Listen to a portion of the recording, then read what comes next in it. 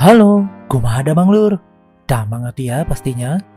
Pagi-pagi gini enaknya AA buat kopi dulu ya, biar semangat nih buat videonya. Dan tentunya, case kali ini bakal lebih seru dibanding yang sebelumnya loh. Oke deh, kita langsung masuk aja ke ceritanya. Sebuah kasus yang sangat menakutkan dan rumit terjadi di Korea Selatan dengan cara yang sangat gila. Bisa dibilang kasus ini merupakan kasus terbesar di Korea, di mana memakan korban belasan wanita yang dilecehkan dan dihabisi. Lebih parahnya lagi, kasus ini baru terungkap setelah 33 tahun kemudian. Gak usah berlama-lama lagi, langsung aja kita gaskan ke case-nya.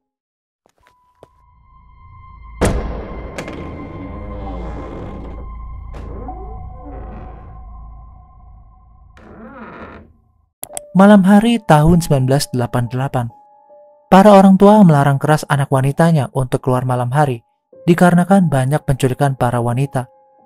Lebih anehnya lagi, para korban yang dihabisi kebanyakan rata-rata memakai baju berwarna merah. Jadi para orang tua di sana menyarankan agar gak mengenakan baju merah karena terlalu mencolok. Disarankan juga untuk gak keluar rumah saat cuaca lagi hujan atau mendung, karena pelaku biasanya beraksi di saat cuaca seperti itu agar kalau teriak minta tolong gak ada yang mendengar. Kasus ini terkenal dengan sebutan kasus penghabisan nyawa Hwasong karena terjadi di kota Hwasong, Korea Selatan. Kasus penghabisan nyawa pertama terjadi pada tanggal 15 September 1986, di mana ada nenek berusia 71 tahun yang bekerja menjual sayur di pasar tiap pagi hari. Seperti biasanya, pagi harinya nenek ini menjual sayur di pasar. Habis itu pergi ke rumah anaknya untuk beristirahat. Setelah selesai beristirahat, nenek ini pamit untuk izin pulang. Namun kemudian nenek ini malah gak ada kabarnya lagi. 5 hari kemudian, nenek ini ditemukan udah gak bernyawa di sebuah lahan pertanian yang jaraknya 10 menit dari rumah anaknya itu. Pihak berwenang langsung melakukan investigasi. Anehnya saat ditemukan, kondisi kaki korban malah menyilang seperti duduk bersila dan gak mengenakan celana. Namun pihak berwajib gak menemukan jejak pelecehan, sidik jari, dan jejak pelaku. Setelah melakukan investigasi lebih dalam lagi, ternyata nenek ini kehilangan nyawanya karena dicekik oleh pelaku. Saat itu kepolisian masih mengira kalau itu hanyalah kasus biasa saja. Namun 1 bulan kemudian, masih di daerah yang sama, tepatnya pada tanggal 20 Oktober 1986, seorang perempuan berusia 25 tahun ditemukan meregang nyawa dengan kondisi yang menakutkan di saluran pembuangan air. Bagian dada dan punggungnya ada bekas sayatan-sayatan berulang kali yang dilakukan oleh pelaku. Ironisnya, wanita ini yang membawa gunting kuku lengkap dengan tempatnya malah digunakan untuk mencabik-cabik tubuh korban. Ditemukan juga jejak pelecehan pada wanita itu, serta dia kehilangan nyawanya dengan cara dililitkan stocking miliknya sendiri ke lehernya oleh si pelaku. Yang bikin gelinya lagi, ditemukan cairan peju di tubuh cewek itu. Melalui cairan tersebut, pihak berwenang langsung menyelidikinya serta mendapatkan informasi kalau pelaku bergolongan darah B. Sampai saat ini, pihak berwajib masih belum mengetahui kalau ini satu pelaku. Kemudian kasus ketiga terjadi pada tanggal 12 Desember 1986 dan menimpa seorang perempuan yang sama berusia 25 tahun pada jam 11 malam. Namun korban yang satu ini ditemukan 4 bulan kemudian dengan kondisi yang udah meninggal, serta celana dan lain-lainnya udah dilepas sama pelaku. Lagi-lagi kondisinya kehilangan nyawanya juga sama. Dia kehabisan nafas gara-gara celana dalamnya sendiri yang diikatkan ke lehernya. Akan tetapi karena ditemukannya setelah 4 bulan kemudian, kondisinya udah membusuk dan berbau menyengat. Berselang 2 hari, tepatnya pada tanggal 14 Desember 1986, terjadi lagi pada gadis yang masih muda berusia 21 tahun. Dia ditemukan seminggu kemudian dengan tangan terikat ke belakang, serta kehilangan nyawanya kurang lebih sama dengan korban yang lain. Gilanya lagi, bagian alat vital wanita ini banyak banget bekas luka dengan cara disodok-sodok dengan payung. Ada juga cairan putih yang ditemukan dari tubuh wanita tersebut. Namun sayangnya saat itu hujan, jadi semua jejak dan sidik jarinya banyak yang terhapus oleh hujan. Apalagi saat di tahun 1986, bidang penyelidikan, forensik, dan lain-lainnya juga masih belum secanggih sekarang. Maka dari itu pihak kepolisian mengalami kendala untuk menyelesaikan kasus ini dengan cepat. 1 bulan kemudian, 10 Januari 1987, ada siswi berumur 18 tahun yang menjadi korban kelima. Dia ditemukan meregang nyawa di dalam lumbung padi dengan tangan terikat menggunakan BH-nya. Dari sini pihak berwenang menemukan rambut, beberapa kain, dan juga bulu tubuh dari pelaku. Setelah diinvestigasi lebih lanjut, kepolisian berhasil mendapatkan informasi bahwa pelaku bergolongan darah B.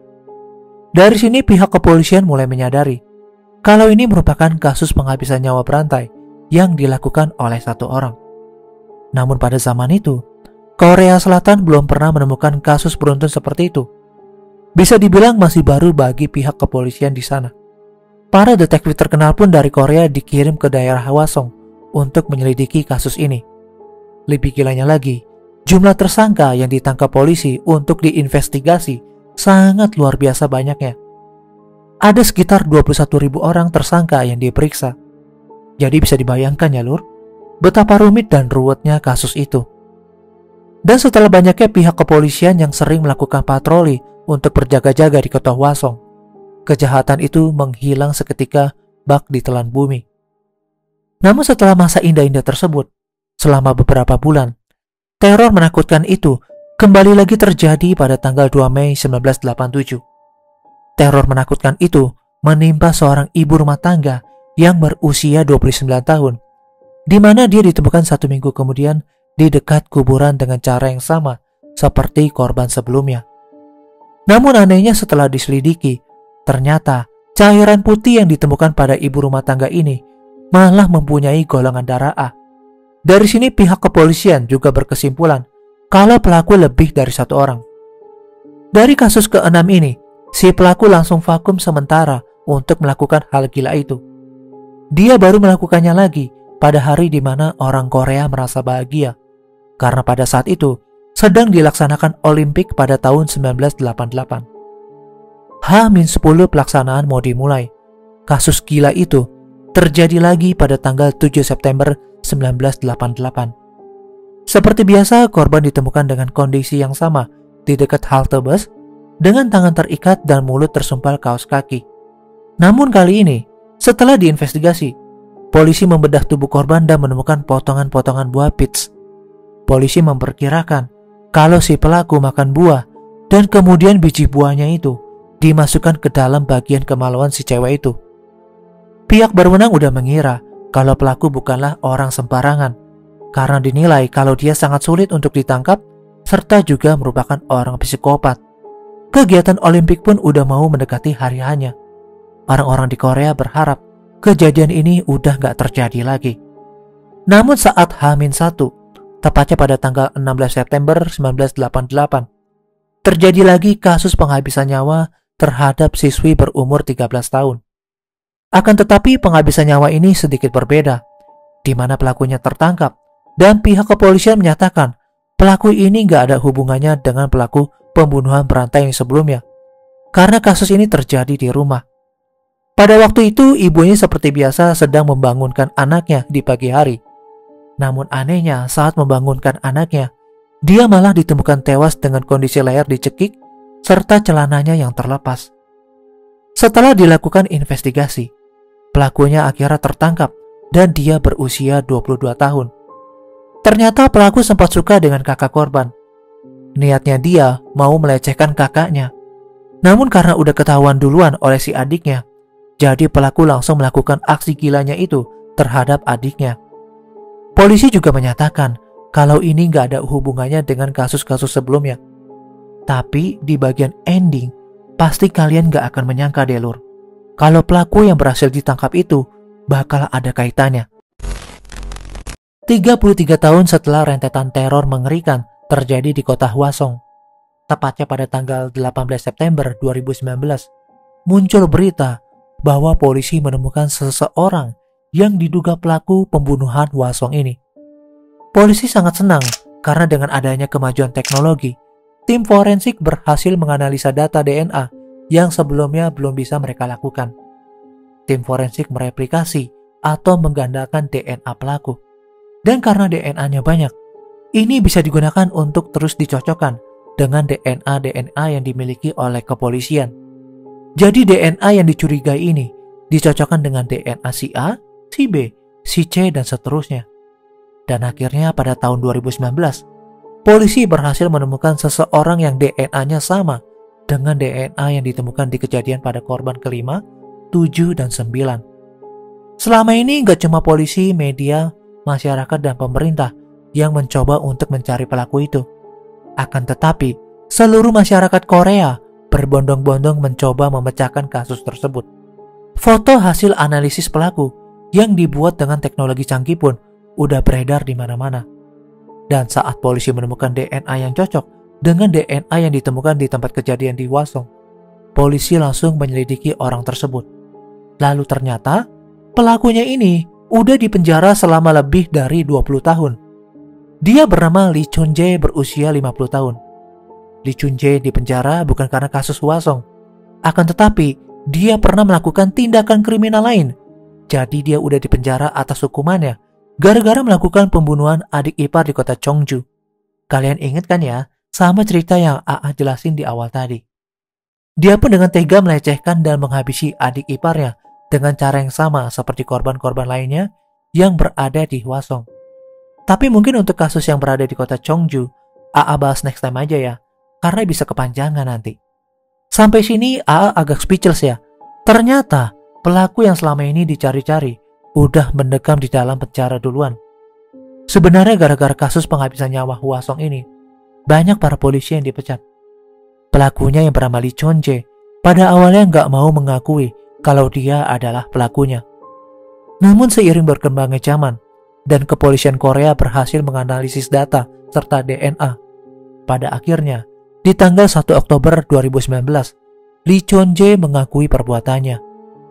Bahkan dia mengaku pernah menghabisi 5 korban lainnya di luar kota Hwasong, serta berhasil melecehkan 30 perempuan. Hasil dari sidang pertama dan kedua pun, Lee Chun-jae dijatuhi hukuman mati. Namun saat sidang ketiga, malah berubah menjadi hukuman penjara tanpa masa batas. Setelah berhasil menangkap pelaku aslinya, ada baiknya kita mengenal lebih jauh lagi nih tentang latar belakang pelakunya, karena jujur aja, AA nggak mau buat video ini terpisah hanya untuk menjelaskan latar belakang kehidupan pelaku. Jadi AA langsung gaskan aja ya di video ini.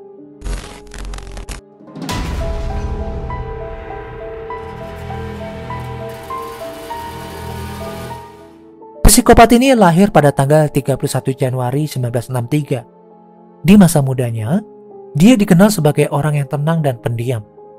Rumor beredar Lee Chun-jae pernah dilecehkan oleh perempuan yang lebih tua di kampung tempat tinggalnya. Menurut pendapat ahli, kejadian ini menjadi pemicu rangsangan birahi yang berbeda akan hawa nafsunya. Maka dari itu, gara-gara kejadian tersebut, Lee Chun-jae juga tega melakukan aksi gilanya terhadap para korban-korbannya. Setelah lulus dari sekolah menengah pada bulan Februari 1983, Lee bergabung dengan Tentara Republik Korea dan bertugas sebagai pilot tank.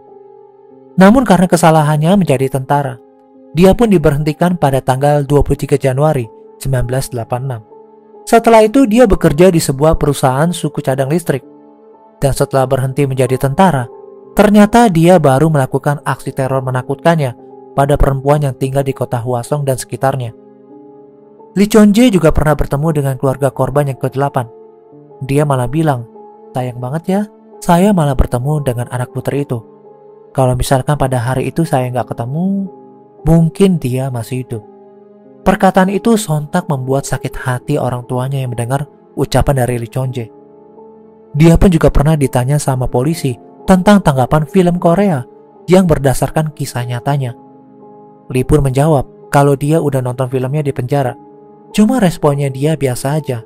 Dan dia bilang kalau masih lebih gila saya dibanding film itu. Lee juga kaget. Kok polisi nggak berhasil menangkap dia selama bertahun-tahun? Padahal dia sengaja loh ninggalin barang-barang bukti di TKP. Nah, mungkin segitu dulu ya bahasan tentang kasus kali ini. Semoga dari kasus ini kita belajar untuk mendidik anak dengan benar sedari dini. Karena kalau kita nggak mendidiknya dengan benar, bisa jadi kedepannya anak kita berubah sikapnya seperti pelaku dari kasus pembunuhan tersebut. Buat kalian kalau ada yang mau nambahin tentang kasus ini atau berdiskusi, langsung aja komentar di bawah ya. I'm Jurnal AA, and still next time, stay safe ya lur.